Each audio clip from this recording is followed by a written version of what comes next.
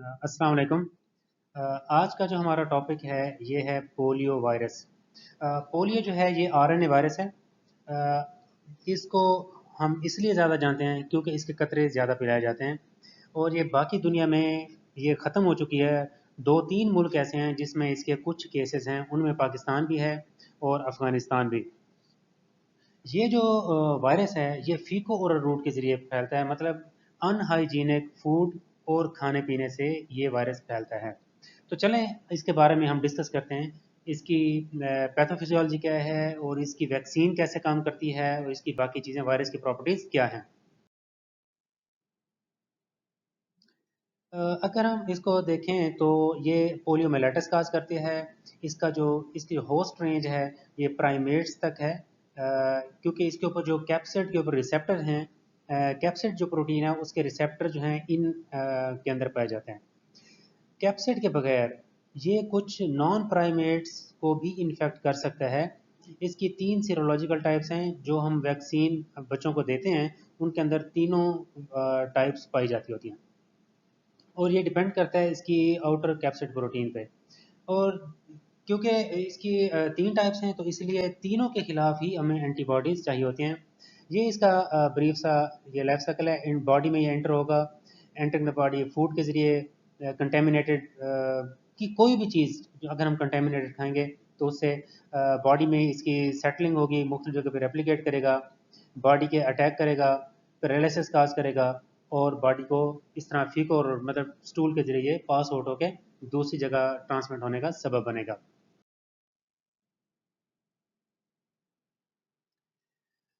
जैसे मैंने आपको बताया कि ये फीको और रूट से ट्रांसमिट होता है। ये ओरोफेरिंक्स में और इंटेस्टाइन में रेप्लिकेट करता है। ह्यूमंस जो हैं इसका नेचुरल होस्ट हैं और वैक्सीन की वजह से ये दुनिया से इरेडिकेट हो चुका है। इसके कुछ केसेस यूएस में जो पहले आए थे वो रिवर्टेंट की वजह से या अनइम्यूनाइज्ड ट्रैवलर्स की वजह से, मतलब ऐसे लोग जो इम्यूनाइज्ड नहीं थे और वो अगर वाइल्ड टाइप को एक्सपोज हो जाते हैं तो उनके अंदर हो जाता है। डब्ल्यूएचओ ने 2005 में गोल सेट किया था कि हमने इसको ख़त्म करना है, लेकिन वो अचीव नहीं हुआ। 1998 में 1998 में इसके तकरीबन 3,88,000 जो है ना केसेस थे वर्ल्ड वाइड। 2005 में ये तकरीबन 2000 तक मतलब कम हो गए।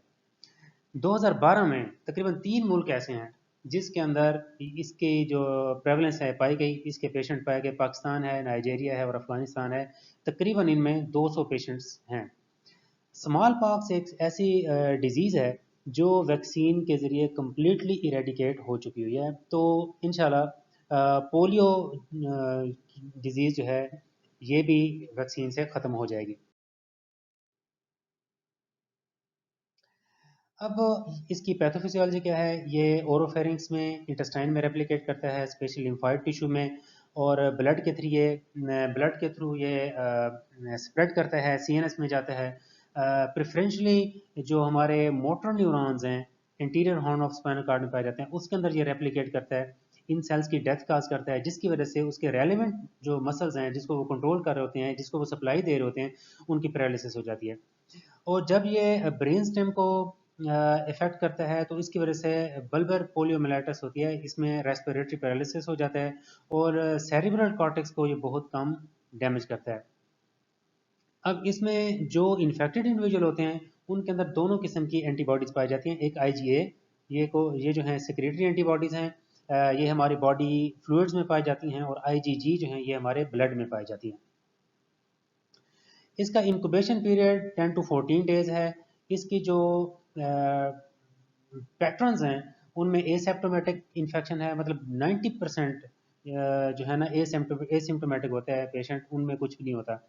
उनमें से कुछ जो है अबॉर्टिव पोलियोमिलाइटिस के होते हैं, नॉन पैरालिटिक पोलियोमिलाइटिस के होते हैं, पैरालिटिक पोलियोमिलाइटिस के होते हैं, और फिर एक और जो प्रॉब्लम आ सकती है वो पोस्ट पोलियो सिंड्रोम। अब अबॉर्टिव पोलियोमाइलाइटिस में क्या होता है, ये मोस्ट कॉमन है और मोस्टली रिकवर्ड, खुद ब खुद ये ठीक हो जाती है। इसमें फिब्राइल इलनेस होती है, हेडेक होगा, सोर थ्रोट होगा, नाजिया वोमिटिंग होगी। और नॉन पैरालिटिक पोलियोमाइलाइटिस में ये भी खुद ब खुद ठीक हो जाती है। इसमें मेनिंजाइटिस के साथ फीवर होगा, हेडेक होगा और स्टिफनेस होगी नेक की। पैरालिटिक पोलियोमियलाइटिस ये सबसे खतरनाक चीज़ है। फ्लैसिड पैरालिसिस होती है, रेस्पिरेटरी पैरालिसिस हो सकती है अगर ब्रेन स्टेम स्टेम जो है इन्वॉल्व हो, और मेनिंजो इंसेफेलाइटिस हो सकती है, या अगर हमारे मिनेंजेस और ब्रेन पैरेन्काइमा इन्वॉल्व हों तो हम इसको मिनेंजो इंसेफेलाइटिस कहते हैं। अगर मिनेंजेस, ब्रेन पैरेन्काइमा और स्पाइनल कार्ड तीनों इन्वॉल्व हों तो इसको कहते हैं मिनेंजो माइलो इंसेफेलाइटिस। तो ये इसके अंदर चीज़ें होती हैं। पोस्ट पोलियो सिंड्रोम में क्या होता है, बहुत अरसे बाद, अक्यूट इलनेस के बहुत अरसे बाद क्या होता है कि जो मसल मुतासर हो चुके होते हैं उसके अंदर मार्क डिटेरियोरेशन आती है, मतलब बहुत ज़्यादा वो डैमेज हो जाते हैं, ख़राब हो जाते हैं। इसी तरह जो वायरस है ये कई महीने तक पेशेंट से एक्सक्रीट आउट होता रहता है, तो वो इसकी ये वजह बनेगा कि और लोगों के अंदर ये ट्रांसमिट हो सकता है। अब हम आ जाते हैं वायरस की प्रॉपर्टीज़ पे। ये हम आरएनए वायरसेस पढ़ रहे हैं, सिंगल स्ट्रैंडेड है, पॉजिटिव स्ट्रैंड्स है, और नेकेड वायरस है, मतलब ये नॉन इन्वेलप्ड है।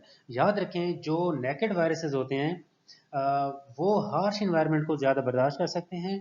इन्वेलप्ड वायरस होते हैं वो डेलिकेट होते हैं, वो नाजुक होते हैं, वो जल्दी डैमेज हो जाते हैं, जबकि नेकेड वायरसेस जो होते हैं वो जल्दी डैमेज नहीं होते, इसलिए वो इन्वायरमेंट के अंदर ज़्यादा अरसा मतलब रह सकते हैं। अब हम आ जाते हैं इसके, ये जो हमारे पास सेल है, ये हमारी बॉडी में रेप्लिकेट कैसे करता है। सबसे पहले इसकी एड्जॉर्प्शन होगी, अटैच होगा, पेनिट्रेट करेगा, इसकी अनकोटिंग होगी, और उसके साथ ये जो है ना इसका जो पॉजिटिव आरएनए है ये निकलेगा। अब उस पॉजिटिव आरएनए से क्या होगा, कुछ स्ट्रक्चर प्रोटीन बनेगी और कुछ एंजाइम्स बनेंगे, जिसमें आरएनए डिपेंडेंट आरएनए पॉलीमरेज हैं। उनमें से एक एंजाइम क्या करेगा, पॉजिटिव आरएनए को नेगेटिव में कन्वर्ट करेगा, और दूसरा एंजाइम ये करेगा कि नेगेटिव आरएनए को पॉजिटिव में, और उसकी मतलब एक पूरी मतलब खेप तैयार करेगा, बल्क तैयार करेगा पॉजिटिव आरएनए का। अब क्या होगा, इधर से स्ट्रक्चर प्रोटीन बन जाएगी, इधर से आरएनए बन जाएगा, वायरस की असेंबली होगी और रिलीज हो जाएगी। इसी तरह ये जो वायरस है ये कोरोना वायराइटिस से ताल्लुक रखता है, इंटीरो वायरस भी इसको हम कहते हैं, क्योंकि इंटेस्टाइन्स को ये डैमेज करता है या इफेक्ट करता है, इंटेस्टाइन्स के थ्रू ये स्प्रेड होता है बेसिकली।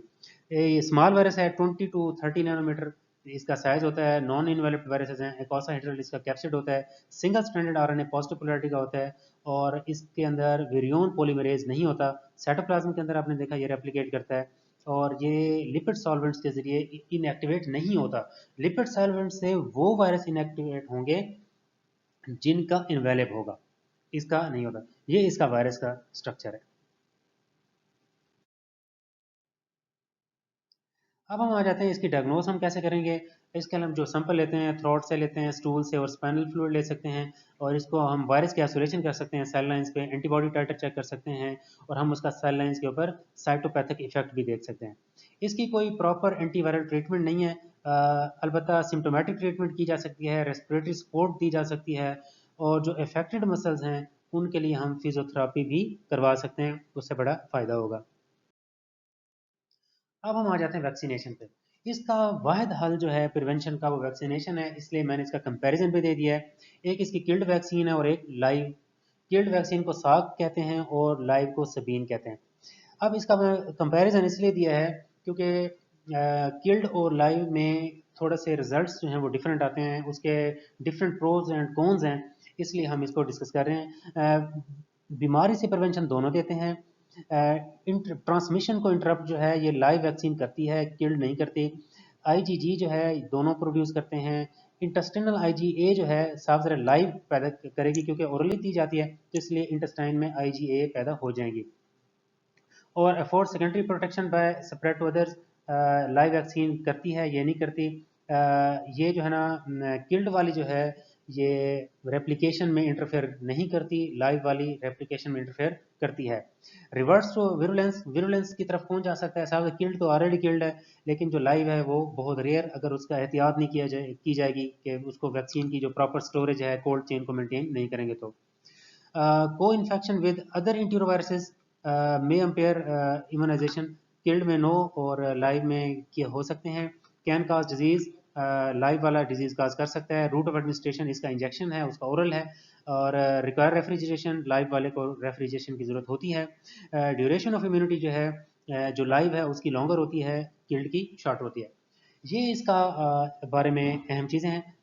इसको आप पढ़ें और समझें, और अगर कोई बात नहीं समझ आती तो आप पूछ सकते हैं। Thank you so much. Allah हाफ़िज़।